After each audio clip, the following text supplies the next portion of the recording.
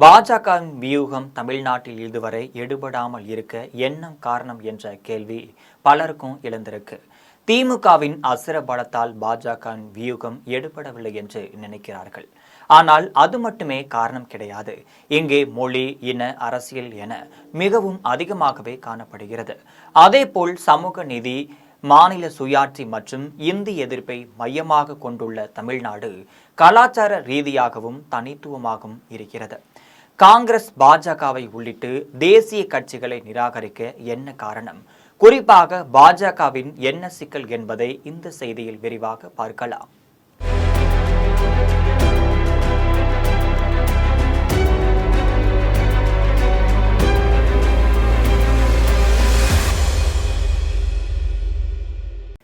காங்கிரஸ் மூத்த தலைவரும் நாட்டின் மக்களவை எதிர்க்கட்சி தலைவருமாக இருக்கக்கூடிய ராகுல் காந்தி ஒருமுறை நாடாளுமன்றத்தில் பாஜகவை விமர்சிக்கும் போது, உங்களால் ஒரு காலத்திலுமே தமிழ்நாட்டில் வெற்றி பெறவே முடியாதுன்னு சவாலை விட்டிருக்காரு. அது அப்போது பெரிய அளவில் பேசும் பொருளாகவே பேசப்பட்டுச்சு. ஏன்னா தமிழ்நாட்டில் என்றைக்குமே தனியாக நின்று பாஜக வெற்றி பெற்றதே கிடையாது.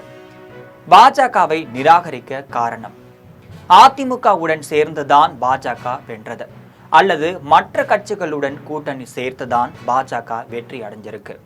இந்தியாவின் பெரும்பாலான மாநிலங்களிலும் வலுவாக மாறிவிட்ட பாஜக தமிழ்நாட்டில் மட்டும் தடுமாறுவதற்கு காரணம் திமுக மட்டுமல்ல, இங்குள்ள அரசியல் பழக்கமே சுத்தமாக வேறு. தமிழ்நாட்டில் கலாச்சாரம் மற்றும் சமூக கட்டமைப்பு ஆகியவை பாஜகவின் தேசிய அளவிலான வியூகத்தை நிராகரிக்க முக்கிய காரணமாக இருக்கிறது. திராவிட கொள்கையில் வலுவான பிணைப்பு தமிழக அரசியல் நிலப்பரப்பை சுமார் 60 ஆண்டுகளுக்கு மேலாக திராவிட கட்சிகளான திமுக மற்றும் அதிமுக ஆகியவை மாறி மாறி ஆண்டுட்டு இருக்காங்க. இக்கட்சிகளின் கொள்கைகள் சமூக நீதி, மாநில சுயாட்சி மற்றும் இந்தி எதிர்ப்பை மையமாக கொண்டு செயல்படுது. என்னதான் அதிமுக பாஜகவுடன் கூட்டணி வைத்தாலும் கூட இந்த 3 கொள்கையில் ஒன்றை வைக்க கூட ஒப்புக்கொள்ளாது.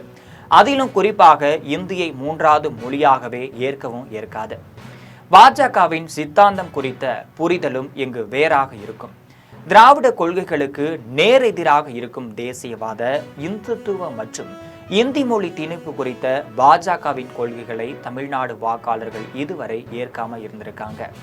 இந்தி மொழி, அதே போல இந்தியை தேசிய மொழியாக முன்னிறுத்தும் பாஜகவின் நிலைப்பாடு ஆழமான இந்தி எதிர்ப்பு கலாச்சாரம் நிலவும் தமிழ்நாட்டில் எடுபடாமலேயே இருந்திருக்கு.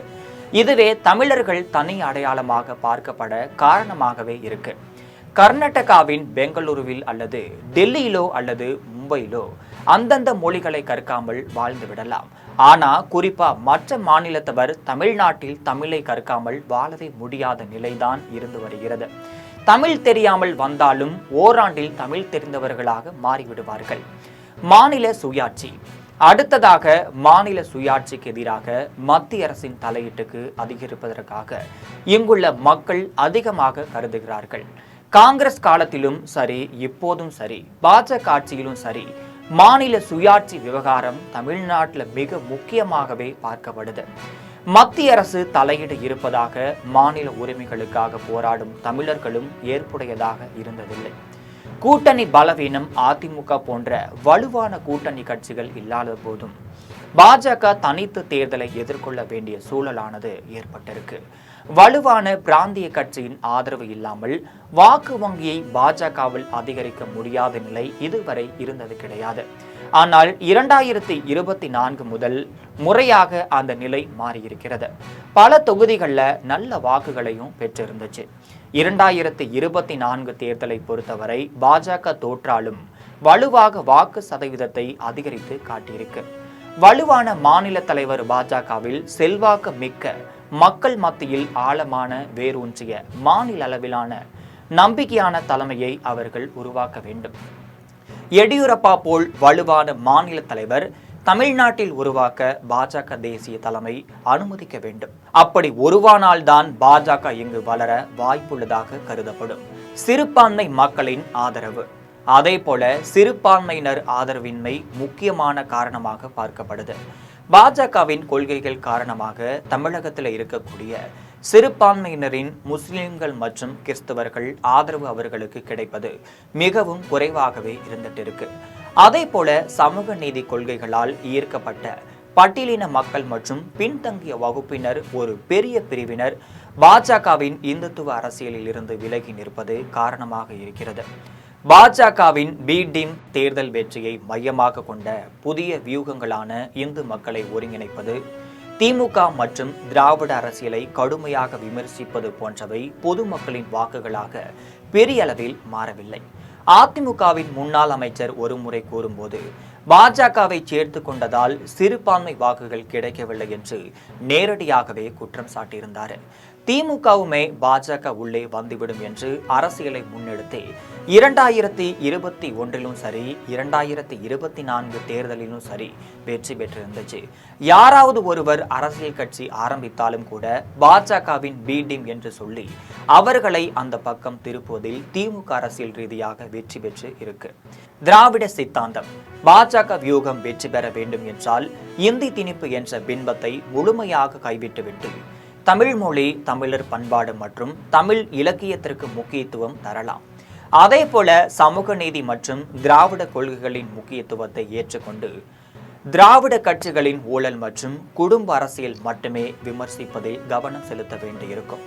அதே போல தேசிய தலைவர்கள் மட்டுமே நம்பியிராமல் தமிழக மக்களின் நம்பிக்கையை பெற்ற வலுவான மக்கள் கவர்ச்சி கொண்ட ஒரு பிராந்திய தலைவரை உருவாக்க வேண்டும். மத்திய அரசு தமிழ்நாட்டிற்கு வழங்கிய நிதி, உட்கட்டமைப்பு திட்டங்கள் மற்றும் உதவிகளை மாநில அரசின் பங்கு இல்லாம நேரடியாகவும் ஆக்ரோஷமாகவும் மக்களிடத்துல கொண்டு சேர்க்க வேண்டியது மிகவும் அவசியமான ஒன்றாக இருக்கிறது. திமுக, அதிமுக இல்லாமல் மாற்று திமுக அல்லது அதிமுகவின் நிழலில் இல்லாமல் தமிழகத்தில் திமுக மற்றும் அதிமுகவிற்கு ஒரு மாற்று என்ற வலுவான பின்பத்தை பாஜக ஏற்படுத்த வேண்டும். வெறும் சாதி அடிப்படையிலான வாக்குகளை இலக்காக கொள்ளாமல் சிறுபான்மையினர் மற்றும் பட்டியலின மக்களிடையே நம்பிக்கையை ஏற்படுத்தும் வகையிலான சமூக திட்டங்களை முன்னெடுத்து ஆதரவை பாஜக அதிகரிக்க வேண்டும். அதே போல பாரம்பரிய அரசியல் பிரச்சனைகளை தாண்டி வேலை வாய்ப்பு, தொழில் வளர்ச்சி, தொழில்நுட்பம் மற்றும் சுற்றுச்சூழல் போன்ற புதிய தலைமுறை பிரச்சனைகளை தீவிரமாக கையாள வேண்டியிருக்கும். உள்ளூர் மட்டத்தில் வளர்ச்சி, உள்ளூர் மட்டத்தில் கிராமங்கள் மற்றும் பூத் கமிட்டிகளின் கட்சி அமைப்பை மிகவும் வலுப்படுத்த வேண்டும். வெறும் தலைவர்களின் பிரச்சாரத்தை நம்பியில்லாமல் சாதாரண தொண்டர்கள் மூலமாக மக்களை சந்திக்கும் வேலையை பாஜக தீவிரப்படுத்த வேண்டும் என்று அரசியல் நிபுணர்கள் கூறுகிறார்கள்.